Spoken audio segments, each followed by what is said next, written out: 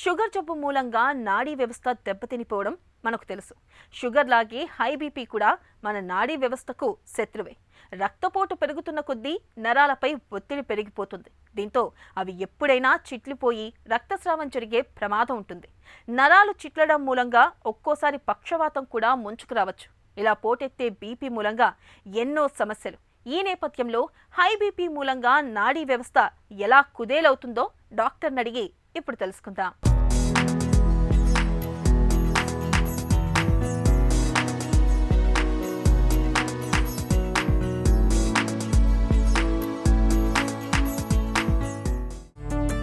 High బీపీతో నరాలకు ఎలాంటి సమస్యలు ఎదురవుతాయి? హై బీపీ లేదా హైపర్ టెన్షన్, మన వాడుక భాషలో బీపీ అని అంటుంటాము. ఇది చాలా సర్వసాధారణమైన ప్రాబ్లం, ప్రతి మనిషికి తెలిసిన విషయమే.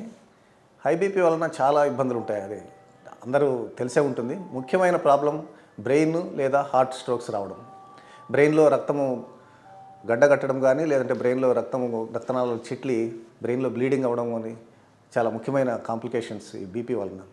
అది చాలా సీరియస్ కాంప్లికేషన్స్కి దారితీస్తుంది. అది పెరాలసిస్ లాంటివి, అంటే ఒక కాలు లేదా చెయ్యి పని చేయకుండా పోవడము, లేదంటే హార్ట్ అటాక్ వచ్చి సీరియస్ లైఫ్ థ్రెటనింగ్ సిచ్యువేషన్ లేదంటే కిడ్నీ ప్రాబ్లమ్స్ రావడం కూడా జరుగుతుంటాయి. హై బీపీ మూలంగా నాడీ వ్యవస్థ దెబ్బతింటున్నట్లు ఎలా గుర్తించాలి? హై బీపీ వలన నాడీ వ్యవస్థ దెబ్బతింటుందనేది చాలా వరకు ఇండికేషన్స్ ముందే మన సిమ్టమ్స్ అనేవి కొన్నిసార్లు ఉండకపోవచ్చు. అదే హార్ట్ కానీ కిడ్నీలు కానీ ఇలాంటివి కూడా ముందు కంప్లైంట్స్ అనేవి చాలా వరకు ఉండవు. కానీ బ్లడ్ ప్రెషర్ ఉన్నవాళ్ళు రెగ్యులర్గా చెక్ చేసుకుంటూ బీపీ ఒక నార్మల్ స్టేజ్లో అట్లీస్ట్ 135 లోపల ఉంచుకోవడం అనేది చాలా ముఖ్యమైన విషయం. లేదంటే నాడీ వ్యవస్థ అనేది చాలా నెమ్మదిగా మనకు తెలుసుకునే లోపలనే కొన్ని లోపల రక్తనాళాలలో ఈ కొలెస్ట్రాల్ లేదా అథెరోస్క్లెరోటిక్ ప్లాక్స్ పేరుకుని రక్తనాళాలు మూతపడిపోతూ సడన్గా బ్లాక్ అయ్యి మనకి పక్షవాతము, లేదంటే సడన్గా రప్చర్ అయ్యి పక్షవాతము రావడం జరుగుతూ ఉంటుంది. అందుకని ముందు రెగ్యులర్గా చెక్ చేసుకోవడం అనేది ముఖ్యమైన పాయింట్. లేదంటే ఏదో మనకు ముందుగానే ఇండికేషన్లు ఉంటాయనేది చాలా వరకు మనం చెప్పలేము. హై బీపీతో నరాలకు వచ్చే సమస్యల్లో ఏవి ప్రమాదకరం?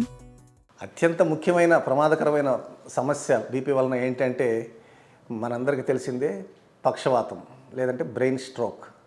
బ్రెయిన్లో సడన్గా రక్తనాళం బ్లాక్ అయిపోయి, లేదంటే రప్చర్ అయ్యి బ్లీడింగ్ అయ్యి సీరియస్ కాంప్లికేషన్స్, అంటే పక్షవాతం వచ్చిన వాళ్ళు మనము వితిన్ 3 అవర్స్లో మనం హాస్పిటల్కి వెళ్తే కొన్ని ఇంపార్టెంట్ బ్లడ్ థిన్నింగ్ ఇంజెక్షన్స్ ఇచ్చి మనం రికవరీ చేయగలుగుతాము. కొన్నిసార్లు ఈ బ్లీడింగ్ అనేది, లేదంటే ముఖ్యంగా బ్లీడింగ్ అనేది బ్రెయిన్ స్టెమ్ అది చిన్న మెదడులో అయితే దాన్ని మనం ఏం చేయలేకుండా కూడా పోవచ్చు. అంటే లైఫ్ థ్రెటనింగ్, అంటే సడన్ డెత్ కూడా రావచ్చు ఈ బీపీ వలన. అందుకని అత్యంత ప్రమాదకరమైన కాంప్లికేషన్ అంటే బ్రెయిన్లో బ్లీడింగ్ అవ్వడం అనేది చాలా సీరియస్ కాంప్లికేషన్ హై బీపీ వలన. హై బీపీ మూలంగా వచ్చే నరాల సమస్యలకు చికిత్స ఏంటి? బీపీ వలన వచ్చే సమస్యలు పక్షవాతమే మెయిన్. అంటే అది రక్తనాళం బ్లాక్ అవ్వడము, లేదంటే బ్లీడింగ్ అవ్వడం. బ్లాక్ అవ్వడం వలన వచ్చే సమస్యలు వితిన్ 3 అవర్స్ మనం హాస్పిటల్కి రీచ్ అవ్వగలిగితే మనం ఒక బ్లడ్ థిన్నింగ్ ఏజెంట్, అంటే థ్రాంబోలైటిక్ ఇంజెక్షన్ ఇచ్చి బ్లడ్ మనము దాన్ని కరిగించి రక్త సరఫరాను మనం రీఎస్టాబ్లిష్ చేసి పక్షవాతం పెరగకుండా, లేదంటే క్యూర్ చేయడానికి చాలా వరకు సాధ్యపడుతుంది. ఈ మధ్యకాలంలో మనం లాస్ట్ 3-4 ఇయర్స్ నుంచి రక్తనాళంలో క్లాట్ని కూడా మనము వైర్ల ద్వారా, అంటే స్టెంట్స్ లేదంటే గైడ్ వైర్స్ ద్వారా పోయి ఆ రక్తనాళంలో ఉన్న క్లాట్స్ని మనం రిట్రీవల్ చేసి తీసుకుని బయటకు వచ్చేసి రక్తనాళం మనము బ్లడ్ ఫ్లోని రీఎస్టాబ్లిష్ చేయడం అనేది లేటెస్ట్, అంటే న్యూరో ఇంటర్వెన్షన్స్ అంటాం. ఇప్పుడు మనము చాలా అడ్వాన్స్డ్ టెక్నిక్స్ వాడి మనము బీపీ వలన వచ్చిన కాంప్లికేషన్స్ని మనం చాలా వరకు క్యూర్ చేయగలుగుతున్నాం. హై బీపీతో నరాలు దెబ్బతినకుండా ఉండాలంటే ఏం చేయాలి? బీపీతో నరాలు దెబ్బ తినకూడదు అని అనుకుంటే ముఖ్యమైన విషయం రెగ్యులర్ బీపీ చెకప్. మన ఇంట్లోనే బీపీ ఆపరేటర్స్ కొనుక్కొని బీపీ ఎవ్రీ వీక్లీ 2 బీపీ ఉన్నవాళ్ళు, బీపీ లేని వాళ్ళు at least once in month or 3 months రెగ్యులర్గా చెక్ చేసుకుంటూ బీపీ యొక్క స్టేజ్ని బట్టి డాక్టర్ గారిని సంప్రదించి దానికి కావాల్సిన మందులని అడ్జస్ట్మెంట్ చేసుకుంటే ఇలాంటి బీపీ వలన కాంప్లికేషన్స్ రాకుండా ఉంటాయి. అదుపు తప్పిన రక్తపోటు ఎప్పుడైనా ప్రమాదమే. నాడీ వ్యవస్థను కబలించడంతో పాటు మరెన్నో విపత్తుల్ని తెచ్చిపెట్టే రక్తపోటు విషయంలో నిరంతర అప్రమత్తతే మనకు రక్షణ కవచం.